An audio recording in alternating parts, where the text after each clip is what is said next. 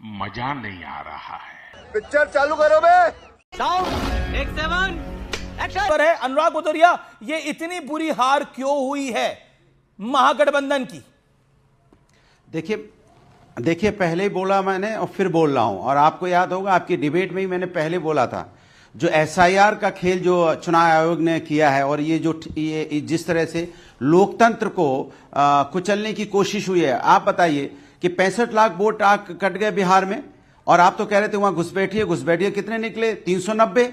तो फिर 65 लाख कौन थे जिनका वोट नहीं बन पाया या जिनका वोट कट गया? उसके बारे में भी तो सरकार को बताना चाहिए था ना कि 65 लाख लोग जो अब वोटर नहीं है बिहार के अंदर में, कौन लोग थे वो?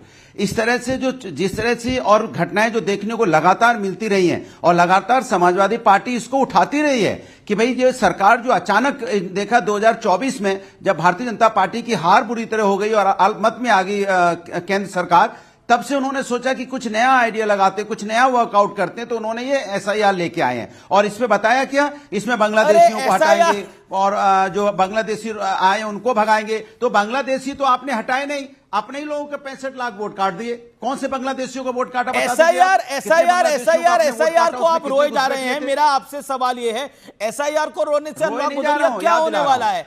एसआईआर हुआ, लेकिन उसके बाद पब्लिक ने तो जवाब दे दिया। शाहनवाज हुसैन एसआईआर हो गया इसलिए चुनाव हार गए हैं। क्या कहना चाहते हैं आप? अरे भदौरिया जी, दिल बड़ा करो, हार स्वीकार करो। कई बार जीत का जश्न मनाते हैं, जब हार जाते हैं तो थोथे तर्क नहीं देते। अब एसआईआर हो गया तो चुनाव लड़े क्यों थे? आप कह देते कि एसआईआर हो गया इसलिए हम नहीं लड़ेंगे। अरे तो फिर एसआईआर में एक वोटर को लेके आए, चुनाव आयोग गए, कहीं पर आपने कहा कि इनका नाम कट गया है? तब तो कुछ नहीं कहा। आपके अखिलेश जी भी भाषण दे रहे थे जाके, और आप समाजवादियों को लगा होगा कि आपका जतरा बिहार का ठीक नहीं रहा। तो अब ऐसा तर्क मत दीजिए, आप कहिए लोकतंत्र में जनता के जनादेश को स्वीकार कीजिए। ये बड़ी अच्छी बात कही आप। शाहनवाज हुसैन, दो चीजें हैं। वो कह रहे हैं कि बीजेपी पर ध्यान दे प्रधानमंत्री नरेंद्र मोदी, कांग्रेस पर क्यों ध्यान दे रहे हैं? और वो कह रहे हैं शाम सूख गया है। देखिए, प्रधानमंत्री देश के प्रधानमंत्री के तौर पर जब देश का नेतृत्व करते हैं तो सारी चीज़ों का ध्यान रखते हैं, और बीजेपी के नेता के तौर पर वो भारतीय जनता पार्टी के नेता भी हैं। यह हमारा सौभाग्य है कि हमारे पास एक ऐसा नेता है जो देश और दुनिया का नेता है।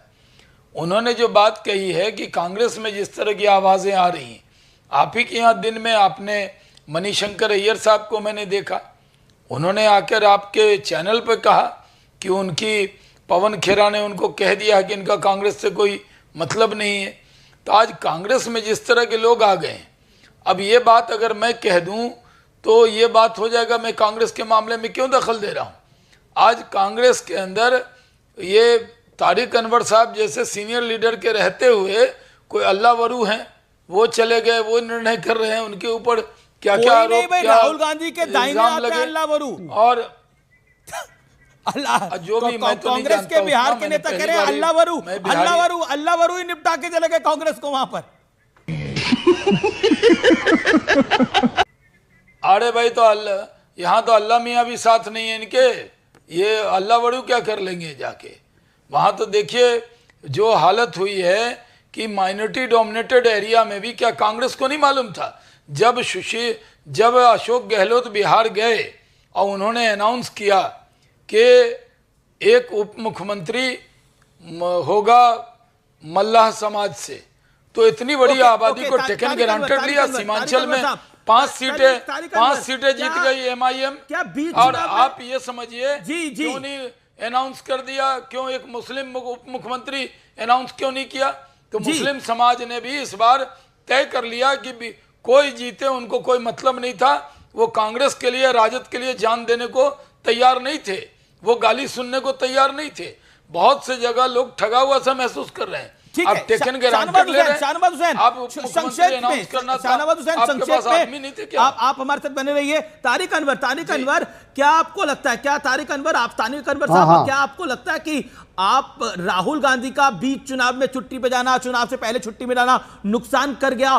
बीजेपी कह रही है, कुछ पॉलिटिकल पंडित कह रहे हैं वेकेशन मोड ने ही लुटिया डुबो दी, वेकेशन मोड ने, छुट्टी वाले मोड ने। नहीं, ऐसा बिल्कुल नहीं, ऐसी कोई बात नहीं है। तो आपको लगता है वेकेशन पे जाना चाहिए ज्यादा से ज्यादा छुट्टी पे?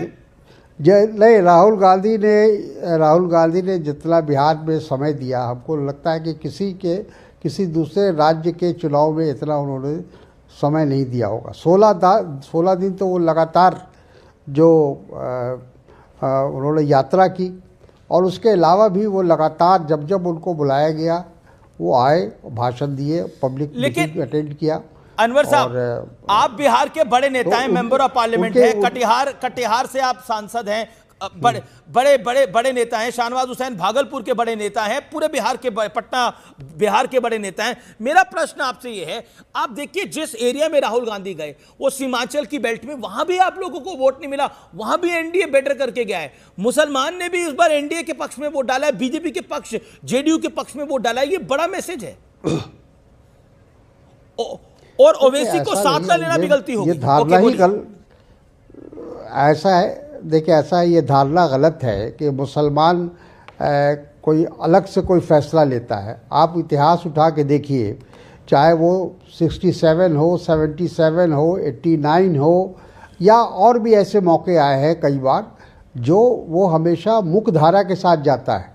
हाँ, ये ज़रूर है कि वो सांप्रदायिक शक्तियों के साथ नहीं जाता है, क्योंकि जो आप देख रहे हैं, शाहनवाज साहब तो बोल रहे हैं कि डिप्टी सीएम मुसलमान क्यों नहीं हुआ। अब भारतीय जनता पार्टी अगर इस तरह की बात करती है तो हमको आश्चर्य होता है। जो पार्टी एक विधायक, एक सांसद नहीं बना सकती है मुसलमानों को, वो कह रही है कि डिप्टी चीफ मिनिस्टर क्यों नहीं बनाया। तो सवाल ये है कि हम लोग, कांग्रेस से हमेशा इस बात का ध्यान रखती है कि समाज के हर वर्ग को लेकर चलने में हमारा यकीन है, भरोसा है। ठीक है, हम ये चुनाव किसी वजह से, बहुत सारे कारण है, उस पर हम लोग बैठकर उस पर चर्चा करेंगे और कारणों पर ही बात कर रहे हैं। देखिए अब तो नतीजों को आए हुए समय हो गया। मैं कह रहा हूं हम कारणों पर ही बात कर रहे हैं। अंधे हैं क्या हम लोग, देख रहे हैं ना। तो मैंने एक कारण छुट्टी बोला, दूसरा कारण बोला ये सन ऑफ मल्ला को डिप्टी सीएम डिक्लेयर कर देना, ये बड़ा कारण हो गया। और इसके अलावा ओवैसी को साथ ना लेना, ये बड़ा कारण हो गया। और वोट चोरी की बात करना, प्रधानमंत्री की मां को गाली देना, छठी मैया के बारे में कुछ इधर उधर बोल देना। अरे ऐसा है कि ओवैसी को साथ लेना हमारे नीति के खिलाफ, हमारी विचारधारा के खिलाफ है। हम जब एक तरफ हिंदू कट्टरपंथियों के खिलाफ हम स्टैंड लेते हैं, तो मुस्लिम कट्टरपंथी को कैसे अपने साथ ले सकते हैं? ये संभव नहीं है। अरे जब फुरफुरा बंगाल में आप फुरफुरा शरीफ के गद्दी नशीन के साथ समझौता कर सकते हैं, आप आसाम के अंदर, आप आसाम के अंदर एक कट्टरपंथी के साथ समझौता कर सकते हैं, तो ओवैसी आपको बुरे लग रहे हैं? ओवैसी तो उतने कट्टर नहीं है जितना फुरफुरा शरीफ का गद्दी नशीन है। ये ओवैसी तो भारतीय जनता पार्टी की बी टीम है। चलिए आपके जाते ही हैं कि वो तो शाहनवाज हुसैन को बहुत सबसे ज्यादा बुरा मानते हैं, कैसे कामयाब किया जाए। मैंने तो इन दोनों की डिबेट भी कराई है, असद ओवैसी और शाहनवाज हुसैन की। ये तो पसंद ही नहीं करते हैं, लेकिन शाहनवाज हुसैन, ओवैसी आपकी बी टीम है। Not bad, not bad.